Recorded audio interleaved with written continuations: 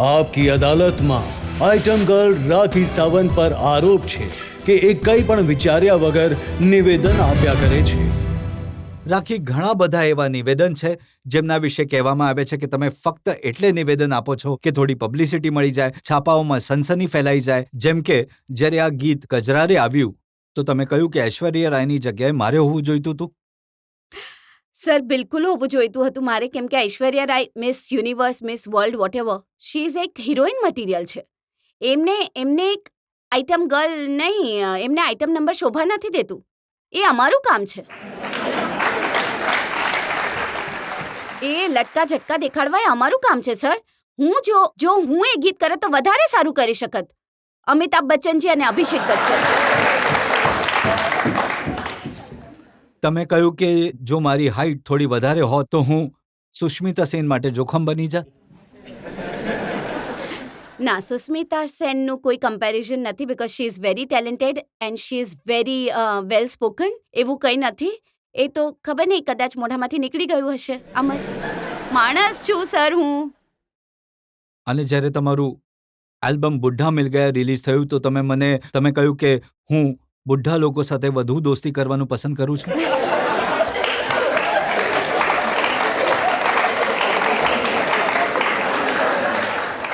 હું કહેવા માંગીશ આના માટે, કેમ કે આજે કોઈ પણ ગમે તેટલા વિડીયો નીકળે છે, યંગ આ તે, તો જ્યારે કંપનીએ મને ગીત સંભળાવ્યું, મેં કા કરું રામ મુझे બુઢ્ઢા મિલ ગયા, તો મેં ઇમિજિએટલી હા પાડી દીધી। મેં કહ્યું એક વિડીયો તો કાઢવામાં આવે, આઈ એમ સોરી, જો કે બધા યંગ જ છે અહીં, આઈ એમ સોરી। મને લાગ્યું કે એક વિડીયો તો કાઢવામાં આવે કે હાય મેં ક્યાં કરું રામ મુझे બુઢ્ઢા મિલ ગયા, તો દરેક બુઢ્ઢા વિચાર કરશે wow this is song for મી।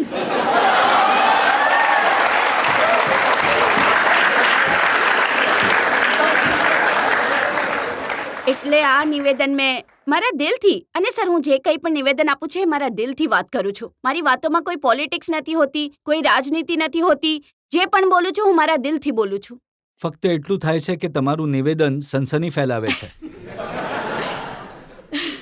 એવું નથી, લોકોને લાગે છે આ છોકરીની વાતોમાં ક્યાંક ને ક્યાંક સચ્ચાઈ છે, એટલે લોકો એને હેડલાઇન્સમાં છાપે છે અને દરેક ચેનલમાં હેડલાઇન્સ આવી જાય છે, સો ધેટ ગુડ, લોકોને સારું લાગે છે। હવે લોકોને પૂછે એમને કેટલું સારું લાગે છે તમારા આવા નિવેદનો વિશે। તમે જે ઇન્ડસ્ટ્રીમાં છો ત્યાં પબ્લિસિટી માટે બધા લોકો કંઈ પણ કરવા તૈયાર રહે છે, ભલે મિકાનો ઇસ્યુ હોય કે પછી કોઈ પણ ઇસ્યુ હોય।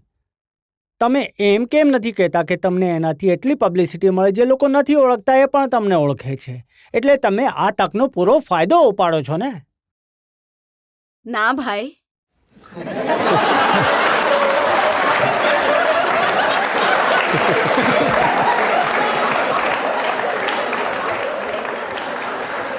મેં કોઈ ફાયદો નથી ઉઠાવ્યો।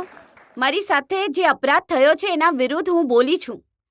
જો આ ઘટના થઈ છે, જો આ અપરાધ વિરુદ્ધ હું આજે બધી લાજ શરમ છોડીને, મારા પણ પેરેન્ટ્સ છે, હું પણ કોઈની દીકરી છું, કોઈની બેન છું, છતાં પણ આ બધી લાજ શરમ છોડી આજે હું મીડિયા સામે આવી છું, પોલીસમાં જઈને કમ્પ્લેન લખાવી છે, એ વિચારીને કે મને પબ્લિસિટી વિચારીને નહીં, કે આટલી પબ્લિસિટી મને મળશે નહીં, કે એને સજા મળે, જેથી કોઈ પણ દુનિયાની કોઈ પણ બેન સાથે કે કોઈ પણ છોકરી સાથે ફરીવાર આવું ન થાય। હવે તમે નારી સુધારનું કામ કરશો? હા, હું કરીશ, હું નારી સુધારનું કામ બિલકુલ કરીશ, અને ફરીવાર જો આવી કોઈ ઘટના કોઈની સાથે થઈ અને છોકરી મારી પાસે હેલ્પ માટે આવશે તો ડેફિનેટલી હું એની હેલ્પ કરીશ। રાખીજી, મને એવું લાગે છે કે તમારી અમુક પરિભાષાઓ તમે બનાવી છે કે ગાલો પર આપેલું ચુંબન યોગ્ય છે, હોઠ પર આપેલું અયોગ્ય છે, મારા કપડાં ઠીક છે કેમ કે મને ઠીક લાગે, પણ અમે જે સમાજમાં રહીએ છીએ, તમે જે વ્યવસાય સાથે જોડાયેલા છો, એમાં તમારા દર્શકોનું, ભાવનાઓનું, સમાજની ભાવનાનું ધ્યાન રાખવું જોઈએ। તો ક્યાંક ને ક્યાંક ભાવના મિસ થઈ રહી છે જ્યારે તમે તમારો આઇટમ ડાન્સ આપો છો કે તમે તમારા કોઈ પણ સોંગનું પ્રદર્શન કરો છો, કોઈ ફિલ્મમાં કામ કરો છો। હું એ કહેવા માંગુ છું કે આજે હું જે પણ કપડાં પહેરું છું, જે પણ ડાન્સ કરું છું, એ મારા ડિરેક્ટર પ્રોડ્યુસર કરે છે। આજે હું કોઈ મિસ યુનિવર્સ નથી, હું કોઈ સુસ્મિતા સેન નથી, હું ઐશ્વર્યા રાય નથી કે પોતાના માટે ઓબ્જેક્ટ કરું, કે હું બોલું કે પ્લીઝ તમે મને આ ન કરો। હું એક નવી છોકરી છું, હું પણ સ્ટ્રગલર છું, તો મને જે મારા ડિરેક્ટર પ્રોડ્યુસર કહે છે ડાન્સ કરવા માટે, કપડાં પહેરવા માટે, તો હું કરું છું। પણ રાખી, તમને ક્યારે એવું નથી લાગતું કે તમે જે કંઈ પણ કરો છો એની સમાજ પર, યંગસ્ટર્સ પર, બાકી લોકો પર શું અસર They પડશે? loved it, sir. એમને બહુ ગમે છે. મારા તો વિડીયો એટલા વેચાય છે. સીડીઓ કોઈ પણ તમે જુઓ, એમને બધાને ગમે છે.